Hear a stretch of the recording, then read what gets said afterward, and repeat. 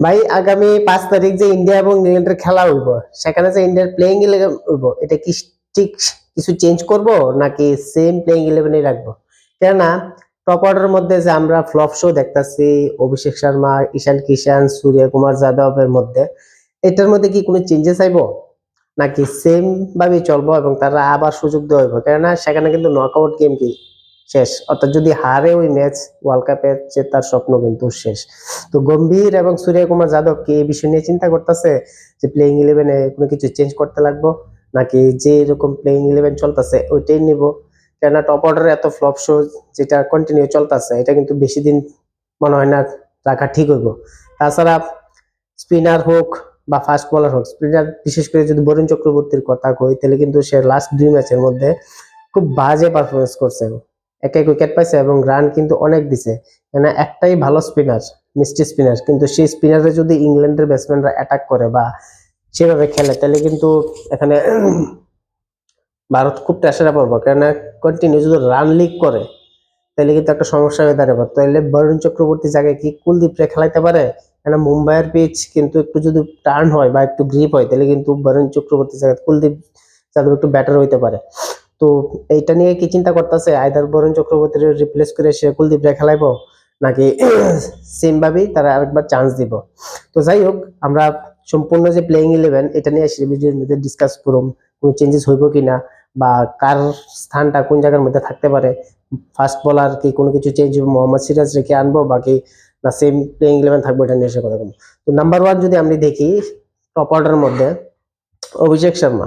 যে অভিষেক শর্মা টি-20 ওয়ার্ল্ড কাপের আগে কিন্তু একরকম আছিল এবং টি-20 ওয়ার্ল্ড কাপ শুরু হওয়ার পরে কিন্তু সম্পূর্ণ আলাদা হয়েছে, অর্থাৎ রাত দিন তফাৎ। যে অভিষেক শর্মা ব্যাট বল করতে ডরাইতো, সেই অভিষেক শর্মা বর্তমানে কিন্তু ব্যাটই বল লাগাতে পারতেছে না।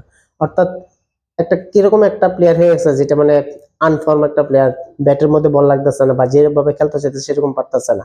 তার উইক পয়েন্ট গুলি এক্সপোজ হইতেছে ইন্টারন্যাশনাল লেভেলের মধ্যে, আমরা দেখতেছি ডে বাই ডে। যার কারণে কিন্তু তার ব্যাটের থেকে আমরা রান পাইতাছি না, দেখতে পাইতাছি। তারপরে মোহাম্মদ আমির, পাকিস্তানের যে একজন প্রাক্তন ক্রিকেটার বা ফিক্সার পেতে পারি, সে কমেন্ট করছে অভিষেক শর্মা নাকি একজন স্লোগার। তাইলে মোহাম্মদ আমিরের কথা কি এখানে সত্যি হইতাছে যে স্লোগার হিসেবে কি ঠিকই অভিষেক শর্মা এখানে পরিচিতি লাভ করতেছে? কেন তার ব্যাটের মধ্যে রান না এবং যেভাবে খেলতেছে এখানে কিন্তু এরকমই বোঝা যাইতাছে। বাট অভিষেক শর্মার মতো একটা প্লেয়ার, যারা আমরা এতদিন ধরে সে এত সাপোর্ট করছি বা তার ভিতরে এত পটেনশিয়াল এবং আইসিসি নাম্বার ওয়ান টি-20 ব্যাটার, সে অভিষেক শর্মা হঠাৎ কি হয়ে এলো গা?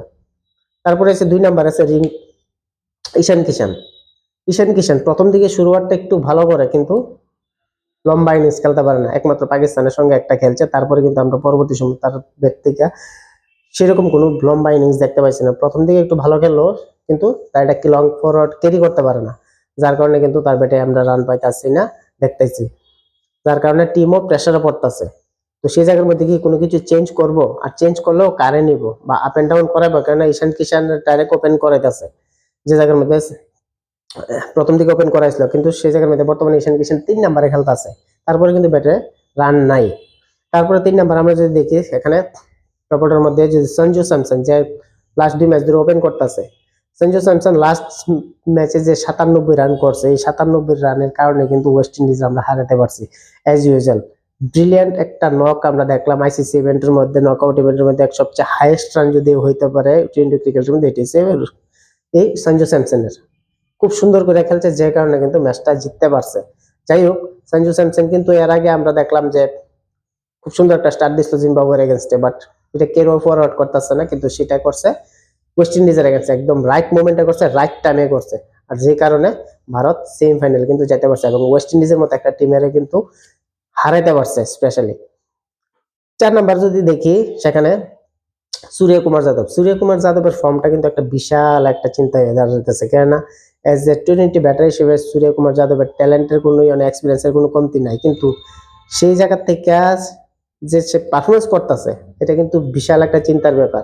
কারণ ইংল্যান্ডের লগে যে সেমিফাইনালের মধ্যে মিডল অর্ডারে যদি ক্লিক না করে, তাহলে কিন্তু ডেফিনেটলি ইন্ডিয়া প্রেসারে পড়বে এবং সেই রানটা কিন্তু তুলতে পারতো না, যেটা আমরা দেখছি সাউথ আফ্রিকার এগেনস্টে করতে পারছে না। কোনো ব্যাটসম্যানই চলছে না, না সূর্যকুমার যাদব, না তিলক ভার্মা, না ঈশান কিষান, না অভিষেক শর্মা, অর্থাৎ কেউই কিন্তু সেভাবে খেলতেছে না। এজ এ রেজাল্ট আমরা সাউথ আফ্রিকার লগে কিন্তু হারিয়ে গেছিলাম আমরা। আর ঠিক এটার রিপিট যাতে ওই সেমিফাইনালে না হয় এটা কিন্তু চিন্তা রাখতে হইব। এবার রেসপন্সিবিলিটি প্লাস ক্যাপ্টেনশিপ প্রেশার দুইটাই কি সামলাইলে সূর্যকুমার যাদব পারবো তার ব্যাটে সেই রান ফিরে আনতো? কেন ওয়েস্ট ইন্ডিজের সঙ্গে কিন্তু সে যেরকম খেলার কথা আসলে সেরকম খেলতে পারছে না, অ্যাজ ইউজার সে নিজের উইকেটটা হারাই দিয়ে গেছে এবং তার স্ট্রাইক রেটও কিন্তু সেরকম বেশি আসছিল না। তো যাই হোক, 5 নাম্বার যদি দেখি সেখানে হার্দিক পান্ডিয়া অলওয়েজ ইন্ডিয়ার নাম্বার ওয়ান একজন অলরাউন্ডার। ব্যাটে হোক বা বলে হোক দুই দিক দিয়ে কিন্তু সে টিমের ব্যালেন্স দিতে পারে। সে শুধু বলে না, আমরা দেখলাম পাকিস্তানের এগেনস্টে বলে কি সুন্দর বল করলো, সাইদুল্লাহ ফারহান যে তার ইনফর্ম ব্যাটসম্যান আছে তারা আউট করলো প্রথম ওভারে।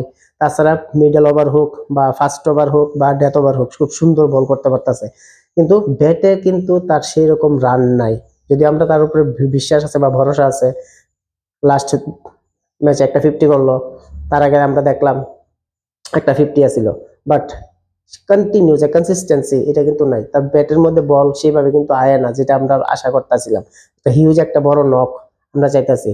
ইংল্যান্ডের লগে সেই ভুলগুলি শুধরায় সেটা সে কি পারবো? সে আগের মতো খেলতো বা সেদিনের মতো খেললে দেখাইতো এবং বলে সে কামাল করতো। 5 নাম্বার। 6 নাম্বারের মধ্যে আমরা যদি দেখি সেখানে আচ্ছা অক্ষর প্যাটেল বা শিবম দুবে। অক্ষর প্যাটেল দিতেছি কারণ লেফটেন্যান্ট ব্যাটসম্যান হিসেবে থাকছে। অক্ষর প্যাটেল ব্যাটে হোক বা বোলিং হোক দুই দিকে কিন্তু কাজ করতেছে, বাট অক্ষর প্যাটেলের বোলিং কিন্তু ইকোনমি একটু বেশি হইতেছে, কেন লাস্ট কয়েক ম্যাচ ধরে সে অক্ষর প্যাটেল রান কনসিড করতেছে কন্টিনিউ, সেরকম উইকেটও পাইতেছে না। তো সেই জায়গার মধ্যে অক্ষর প্যাটেলের পরিবর্তে কোনো কিছু ওয়াশিংটন সুন্দররা খেলাইবো এটা কিন্তু দেখার বিষয়। আমার মনে হয় না ওয়াশিংটনরা খেলাইবো, কেন অক্ষর প্যাটেল অ্যাজ ইউজুয়াল একজন এক্সপিরিয়েন্স ব্যাটসম্যান এবং এক্সপিরিয়েন্স বলার হিসেবে মাস্ট বি এখানে অক্ষর প্যাটেলের টিমে রাখা দরকার বা টিমে থাকবো। তারপর হইতেছে শিবম দুবে। শিবম দুবে এমন একটা প্লেয়ার যেটা ইন্ডিয়ার অনেক খারাপ সময় কিন্তু হাল ধরে দিয়েছে, যেমন সেদিনকে লাস্ট 2 বলে যদি 2টা 4 না মারতো তাহলে কিন্তু ইন্ডিয়া প্রেসারে পড়তো মাস্ট বি। আসার পরে সে কিন্তু 2টা 4 মারছে, প্রথম বলে একটা 4 মারছে, মাঝখানকার ডট, তারপরে এবং আরেকটা 4 মারছে। এই 2টা 4-এর কারণে কিন্তু ইন্ডিয়া যে প্রেসারটা ফিল করতে আসলো এই প্রেসারটা কিন্তু আর পড়ছে না এবং প্রেসারটা সম্পূর্ণভাবে ওয়েস্ট ইন্ডিজের কাছে গেছে। জায়গা থেকে দেখলাম সঞ্জু স্যামসন একটা 6 মারছে এবং লাস্টে 4 মেরে সে খেলাটা জিতেছে। তো শিবম দুবে হয়েছে ইন্ডিয়ার একটা মেইন ট্রাম্প কার্ড ওই লোয়ার মিডল অর্ডার লাইনের মধ্যে, কেন যে ভালো স্পিন করতে পারে এবং এজ ইউজুয়াল যখন দরকার পড়ে তখন কিন্তু বলও করতে পারবো, স্পেশালি স্লো লোয়ার বল, যেগুলি খুব এফেক্টিভনেস হইতাছে এই ওয়ার্ল্ড কাপের মধ্যে। আমরা যেটা দেখলাম প্রত্যেকটা বলার যে স্পেস ভেরিয়েন্স করতে পারে তারই কিন্তু এখানে উইকেট পাওয়ার সফলতা সবচেয়ে বেশি থাকে। তারপরে 9 নাম্বারের মধ্যে যদি দেখি Arshdeep Singh, as usual number one ইন্ডিয়ার বল একজন টি20 বলার এবং উইকেটও বেশি আছে, সুইং করাতে পারে প্রথম দিকে এবং প্রথম দিকে উইকেটও দিতে পারে সেই আর্শদীপ সিং। তারপরে এসে বরুণ চক্রবর্তী, মনে হয় বরুণ চক্রবর্তীর খেলায় বা কেন কুলদীপ এখানে খেলানোর কোনো প্রশ্নই ওঠে না, কেন বরুণ চক্রবর্তী বরাবরই খেললাইতেছে আর এক ম্যাচের লেগে মনে হয় না এখানে কুলদীপটা নিব। তো সেই জায়গার মধ্যে যদি দেখি তাহলে বরুণ চক্রবর্তী অ্যাজ ইউজুয়াল একজন ইফেক্টিভ স্পিনার হিসেবে থাকবো। যদি পিচের মধ্যে সেরকম টার্ন থাকে বা একটু গ্রিপ থাকে তাহলে তো ডেফিনেটলি এখানে বরুণ চক্রবর্তীর নাম্বার ওয়ান অপশন হইব, কারণ বরুণ চক্রবর্তীর পিক করা ইংল্যান্ডের ব্যাটসম্যানের পক্ষে খুব টাফ হয়ে দাঁড়াইব এবং সে কিন্তু ভালো উইকেটও পাইতে পারে। যে একটা ইন্ডিয়ার বিশাল একটা যে ক্ষেত্রে আমরা দেখি মিডল ওভারের যদি উইকেট নিতে পারে বরুণ চক্রবর্তী তাহলে কিন্তু ডেফিনেটলি ম্যাচ কিন্তু সম্পূর্ণ নিজের গ্রিপের মধ্যে আনতে পারবে টিম ইন্ডিয়া। এবং যেটা আছে 11 নাম্বার, সেই জায়গার মধ্যে Jasprit Bumrah, death over specialist বা টপ মিডল ওভার যে বল করে, অর্থাৎ ওভারে যদি 10 রান বা 12 রান ডিফেন্ড করতে হয় তাহলে জাসপ্রীত বুমরাহ ছাড়া কোনো ব্যাটার বলার হইতেই পারে না।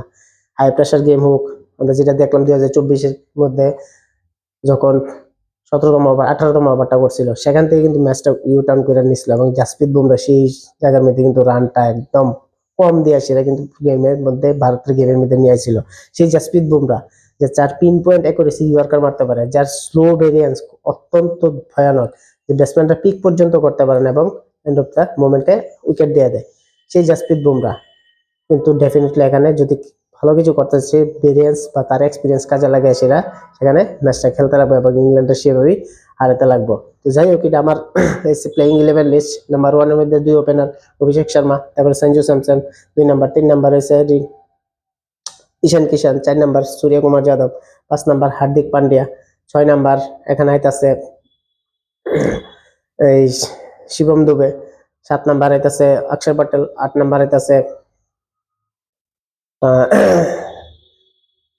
রিঙ্কু সিং, 9 নাম্বার যদি মনে হয় রিঙ্কু সিং এর নিত না, তারপরে আর্শদীপ সিং, জাসপ্রীত বুমরা, বরুণ চক্রবর্তী, এসে মেইন যে 11 জন প্লেয়ার। তো সেই দিক থেকে বিচার করলে ভারতের প্লেইং ইলেভেন অ্যাজ ইউজুয়াল যেটা আসলে এটাই থাকবো, অন্যান্য কোনো কিছু চেঞ্জেস করব। তো দেখা যাক আপনার প্লেইং ইলেভেনে কি হইব, এটা একটু কমেন্টে জানায়েন। তো দেখা যাক আগামী 5 তারিখ ভারত ইন্ডিয়া ইংল্যান্ডে কিরকম চ্যালেঞ্জ দিতে পারে এবং ম্যাচটা কতটুকু ভালোভাবে জিততে পারে সেটি দেখার বিষয়।